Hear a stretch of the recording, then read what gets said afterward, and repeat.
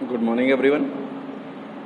In today's class, we are going to study about the dependence of resistance on temperature. It means how varying the temperature changes the value of resistance. Alright, and we will see that how the temperature changes the resistivity of any material of the conductor. So first is effect of temperature on resistance. As we know from our previous studies that R is equals to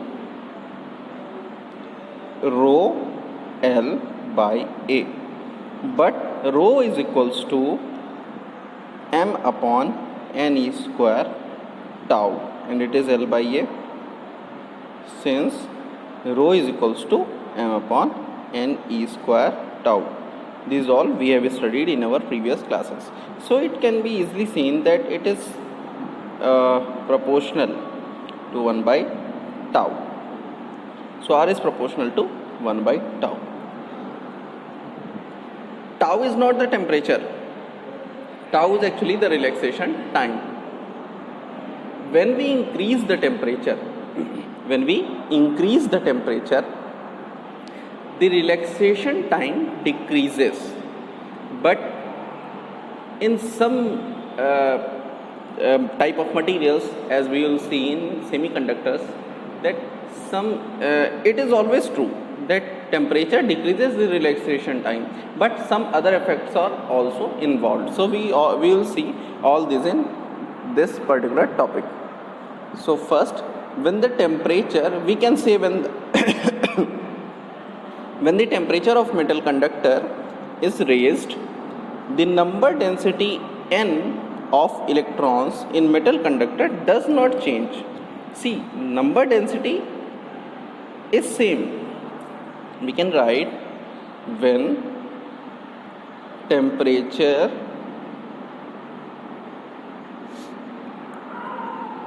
of conductor is raised, I am talking about increasing, the number density, that is small n, it actually changes but not appreciably, means बहुत थोड़ा of electrons in metal conductor does not change appreciably. बहुत थोड़ा minor changes होते हैं, but the ions or atoms of the metal vibrate with greater amplitudes.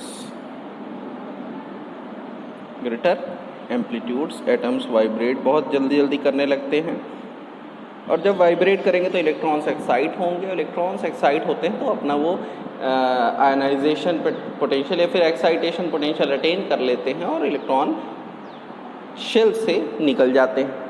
अब जितना ज़्यादा vibrate उतना ज़्यादा एनर्जी वो अपने साथ एक्स्ट्रा लेके निकलेंगे, जो उनकी काइनेटिक एनर्जी में इन्वॉल्व रहेगी. मतलब उनके पास चलने वाली उतनी एनर्जी रहेगी, और जितना ज़्यादा काइनेटिक एनर्जी उतना ज़्यादा वेलोसिटी, और जब वेलोसिटी ज़्यादा तो समय कम लगेगा अगली टक्कर होने में, यानी रिलैक्सेशन टाइम कम, है ना. तो ग्रेटर एम्पलीट्यूड्स लेके वो निकलते हैं अबाउट देयर मीन पोजीशन से ज़्यादा एम्पलीट्यूड्स में वाइब्रेट करते हैं. Due to increase in thermal energy,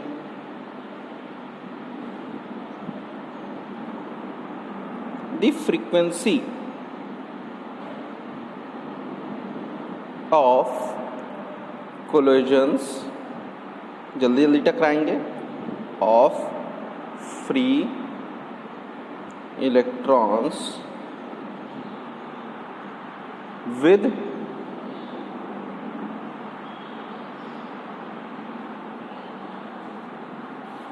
free electrons collisions. Electrons किससे कोलाइड करते हैं? एटम्स या आयन भी हो सकते हैं। वाइल, अब देखिए वो ड्रिफ्ट भी तो कर रहे हैं ना, पोटेंशियल लगाया तो वो positive charge carriers, positive plate की तरफ या पॉजिटिव जो पॉइंट है इलेक्ट्रिक फील्ड का उसकी तरफ ड्रिफ्ट भी करते हैं, जिसके कारण वो एक्सेलरेट होते हैं। Drifting towards positive end of the conductor also increases, means देखिए यहाँ पे increase in thermal energy, frequency of collision क्या होगा?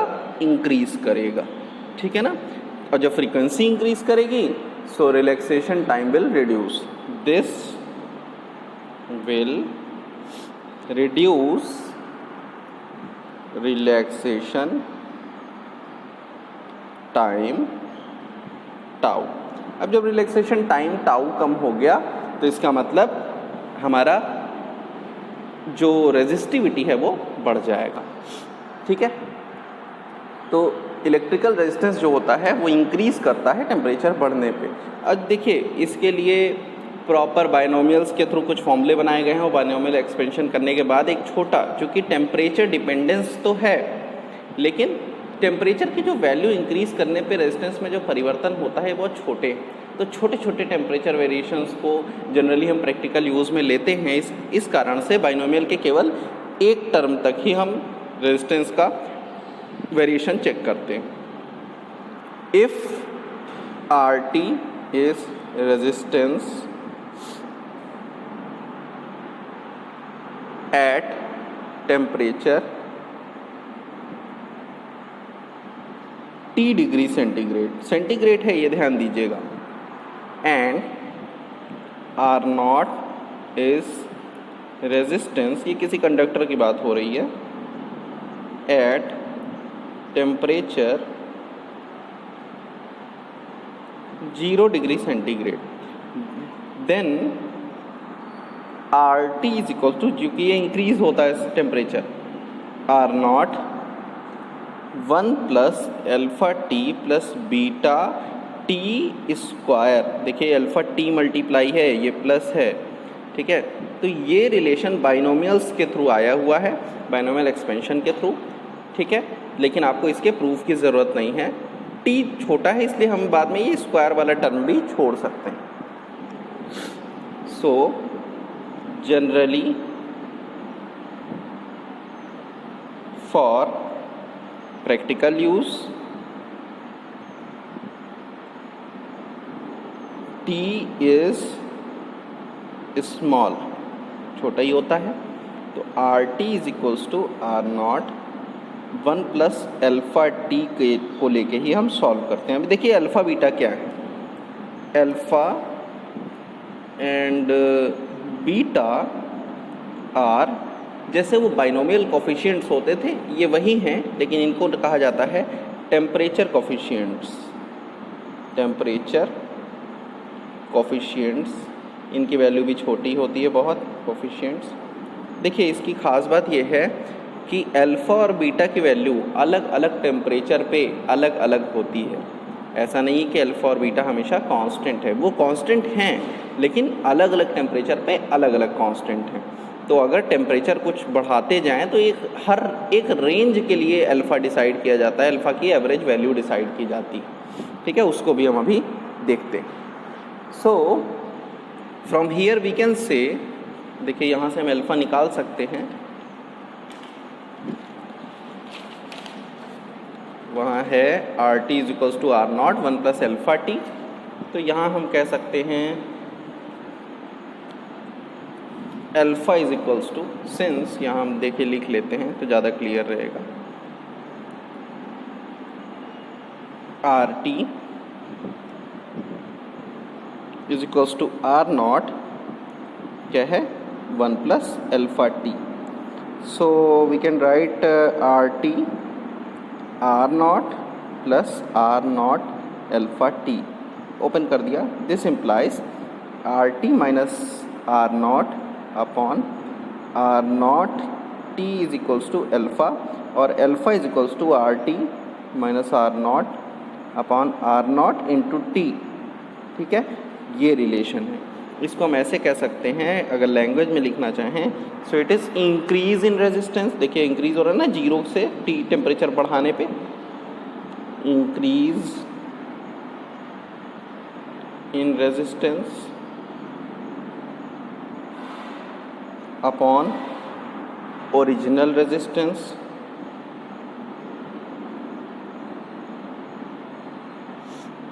मल्टीप्लाइड बाय द कितना टेम्परेचर इंक्रीज हुआ, राइज ऑफ टेम्परेचर, कितना टेम्परेचर इंक्रीज हुआ। ठीक है ना, तो मतलब 0 से T डिग्री सेंटीग्रेड इंक्रीज हुआ अगर। So this is actually the temperature coefficient alpha. So we can define this also, the temperature coefficient of resistance alpha. ध्यान दीजिएगा ये रेजिस्टेंस का टेम्परेचर कोफिशिएंट है alpha, is defined as the increase in resistance per unit original resistance, सब उसी से देख के बन जा रही है, पर डिग्री सेल्सियस और kelvin rise of temperature.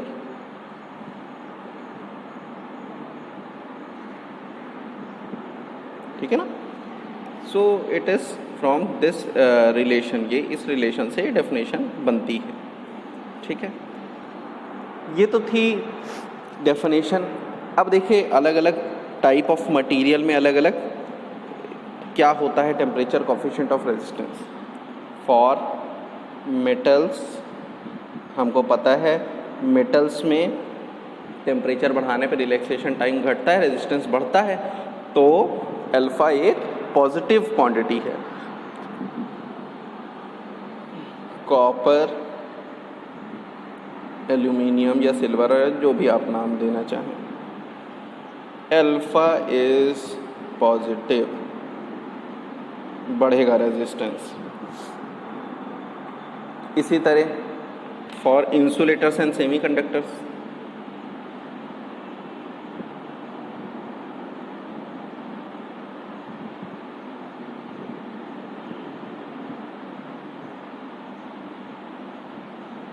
Alpha negative होता है, मतलब टेम्परेचर बढ़ाने पे रेजिस्टेंस कम होता है। अब अभी हम इसको आगे देखेंगे कि सेमीकंडक्टर्स में कैसे कम होता है। अल्फा इज निगेटिव होता है। ठीक है ना, इस चीज़ का आप ध्यान रखेंगे। अब यहाँ पे देखिए हम दो अलग अलग टेम्परेचर पे, अब देखिए असल में मैंने आपको बताया था कि रेजिस्टेंस, ये जो कोफिशिएंट ऑफ रेजिस्टेंस है, ये टेम्परेचर अलग अलग टेम्परेचर पे अलग अलग होता है, इसलिए इसकी वैल्यू हमेशा एक छोटे टेम्परेचर रेंज के लिए निकाली जाती है। जैसे 1 डिग्री से 2 डिग्री सेंटीग्रेड, 3 डिग्री सेंटीग्रेड, या 25 से 28 की है तो 25 से 28 के बीच में कितने रेंज के लिए इसका ये वैल्यू है। So consider 2 cases. R1 एक रेजिस्टेंस है, R1 टेम्परेचर पे, T1 टेम्परेचर पे R1 रेजिस्टेंस है। R0 मैंने कहा T1 टेम्परेचर पे है तो 1 + alpha T1, and R2 another resistance, कोई और रेजिस्टेंस है, R0 1 + अल्फ़ा, ये T2 टेम्परेचर पे, ठीक है ना, T2 डिग्री सेंटीग्रेड पे। देखो R0 तो क्या है, 0 डिग्री सेंटीग्रेड पे। So this can be written as, take reciprocal R1/R2 is equals to, देखिए R0 कैंसिल आउट हो जाएगा, 1 + अल्फ़ा T1 1 + अल्फ़ा T2, ये कह सकते हैं, क्रॉस मल्टीप्लाई कर दो, R1 + alpha R1 T2 is equals to R2 + alpha R2 T1, ये कर सकते हैं। Now take it as, alpha हमें निकालना है तो अल्फ़ा वाला एक तरफ, R1 - R2, या फिर आप R2 - R1 कर लीजिए, R2 - R1, यानी इस वाले को इधर लेके गए और इसको इधर लेके आए। It is equals to alpha common ले लिया, R1 T2 - R2 T1, कुछ गड़बड़ है क्या, R2 - R1 और R1 T2 लिख लिया, R2 T1, ठीक है। अब देखिए ये क्वांटिटी तो हो गई। Now it can be written as alpha R2 - R1, alpha ही तो हमें निकालना है, R1 T2 - R2 T1, ये कह सकते हैं, ठीक है। सो दिस इज द रिलेशन, ठीक है। अब देखिए ये अगर हम एक टाइम मान लीजिए एक टेम्परेचर, किसी एक पर्टिकुलर टेम्परेचर से दूसरे टेम्परेचर पे जाते हैं, तो ये एक जो अल्फ़ा आ रहा है ये एक एब्सोल्यूट क्वांटिटी, मतलब एब्सोल्यूट टेम्परेचर पे नहीं है, ये एक टेम्परेचर रेंज के लिए दिया हुआ, ठीक है। तो इस तरह से हम निकाल सकते हैं ये वैल्यू, ठीक है ना। तो ये हो गई हमारी एक टेम्परेचर रेंज के लिए वैल्यू। अब देखिए ये कहाँ इस्तेमाल होता है, ऐसे मटेरियल जिसका टेम्परेचर बदलने पे बहुत ज़्यादा रेजिस्टेंस ना वैरी करे, ऐसे मटेरियल्स में इसका ऐसे मटेरियल्स हमारे लिए बहुत फ़ायदेमंद होते हैं। जैसे मैंने 2 एग्जांपल बताए थे, कॉन्स्टेंटन और मैग्नीन, इसी तरह नाइक्रोम। तो जो मैग्नीन है वो टेम्परेचर इंडिपेंडेंट होता है, यानी उसके रेजिस्टेंस पे टेम्परेचर का बहुत प्रभाव नहीं पड़ता। तो ऐसे मटेरियल हमारे लैब में बहुत ज़्यादा यूज़ होते हैं, वहाँ पे ऐसे अल्फ़ा की यूज़ की जाती है, ठीक है, जहाँ टेम्परेचर वेरी करने पे बहुत ज़्यादा रेजिस्टेंस ना चेंज हो, ठीक है। तो ये क्वांटिटी थी हमारी इलेक्ट्रिक रेजिस्टेंस कैसे डिपेंड करता है टेम्परेचर पे। Now next is the variation of resistivity with temperature. जैसे रेजिस्टेंस बदलता है टेम्परेचर के साथ, वैसे ही रेजिस्टिविटी भी बदलती है टेम्परेचर के साथ, ठीक है ना। तो अब वो कैसे है हमने देखा,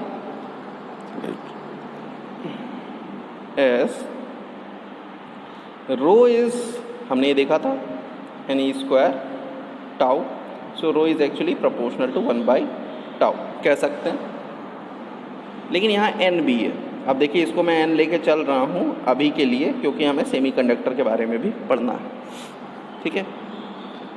देखिए जनरली जब मैंने आपको बताया था कि हम टेम्परेचर को इंक्रीज़ करते हैं तो चार्ज कैरियर बढ़ता है, लेकिन एप्रिशिएबली नहीं बढ़ता, मतलब बहुत ऐसा नहीं है कि मेजर करने लायक कुछ बढ़े। लेकिन जब हम टेम्परेचर बढ़ाते हैं तो रिलैक्सेशन टाइम काफ़ी घटता है, और जिसके कारण से टेम्परेचर रेजिस्टेंस या रेजिस्टिविटी बदलती है, ठीक है। तो कायदे से कंडक्टर्स में टाउ का असर देखने को मिलता है, ठीक है, लेकिन एन का असर देखने को नहीं मिलता, किसमें, कंडक्टर्स में, ठीक है। तो इलेक्ट्रिकल रेजिस्टिविटी क्या है, कंडक्टर की टेम्परेचर के साथ इंक्रीज करती है। इलेक्ट्रिकल लिख लेते हैं इसको, रेजिस्टिविटी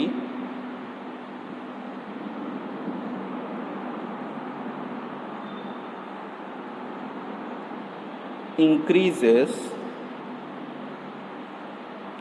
विद इंक्रीज, देखिए ये टाउ टेम्परेचर नहीं है, हमेशा याद रखिए टाउ एक रिलैक्सेशन टाइम है जो टेम्परेचर बढ़ने पे घटेगा जिसके कारण रो बढ़ेगी।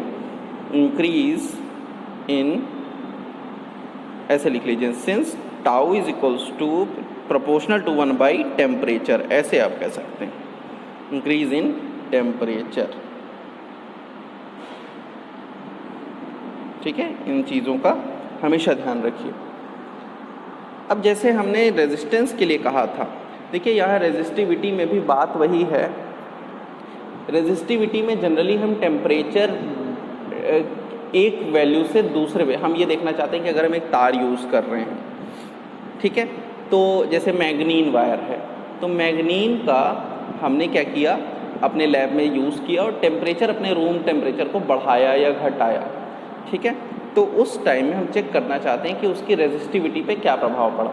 हमें पता है कि रेजिस्टिविटी बढ़ती है टेम्परेचर बढ़ने पे। ठीक है, यानी टेम्परेचर डिफरेंस लेने पे भी रेजिस्टिविटी बढ़ेगी। अगर मान लीजिए T0 टेम्परेचर इनिशियली था, if initially temperature is T0 after rise in temperature, it becomes T. सो रो जो होगा बाद वाला, एंड यहाँ पे लिख लेते हैं शुरुआत में क्या था, रेजिस्टिविटी इनिशियल क्या थी, रेजिस्टिविटी वॉज रो नॉट थी T0 टेम्परेचर पे, becomes T and rho becomes rho is equals to rho naught 1 plus alpha. अब देखिए यहाँ पे टेम्परेचर डायरेक्ट एब्सोल्यूट नहीं, हम कह सकते हैं कि राइज इन टेम्परेचर पे डायरेक्टली प्रोपोर्शनल है रो नॉट। मतलब हम जितना टेम्परेचर बढ़ाते हैं रो बढ़ता है, देखो ये बढ़ता दिख रहा है, रो नॉट प्लस इतना quantity.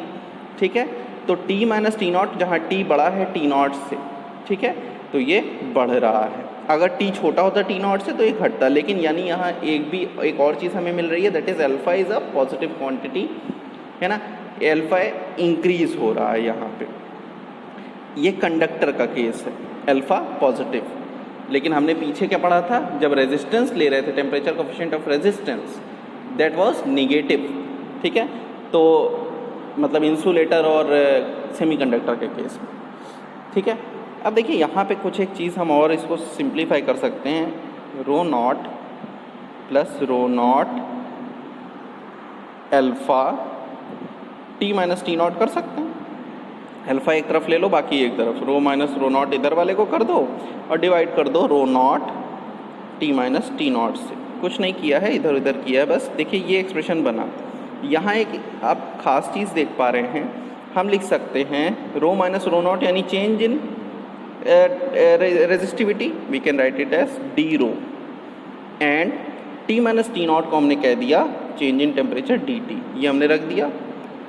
So it can be written as d rho by rho naught T minus T0 कर सकते हैं, है ना। तो देखिए कितना अच्छा एक रिलेशन निकल के आता है, d rho by rho naught. देखिए यहाँ क्या है, d rho by rho naught हम ऐसे कर लें और नीचे T माइनस T0 को हम क्या लिख दें, डी टी लिख दें। ठीक है, ये यहाँ पे आप देख पा रहे हैं d rho by rho naught और ये डी टी है ना, तो हम इसको ऐसे भी लिख सकते हैं, d rho by rho naught multiplied by 1 by D T, किसी भी तरह से आप लिख सकते हैं। Here d rho by d naught is what, d rho by rho naught change in resistivity upon original resistivity, change in resistivity upon original resistivity, so it is fractional change in, कह सकते हैं ना, fractional change in resistivity कह सकते हैं। और dt क्या है, change in temperature, in temperature. तो ये अल्फ़ा यहाँ पे क्या है? अल्फ़ा यहाँ पे है resistivity, temperature coefficient of resistivity, ना कि रेजिस्टेंस, है ना। तो हम ये लिख देते हैं कि ये जो हमारा अल्फ़ा है कितना है? Temperature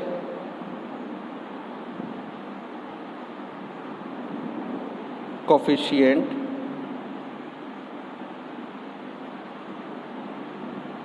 of resistivity alpha is equals to D rho by rho not divided by D T, और fractional change in resistivity to the change in temperature.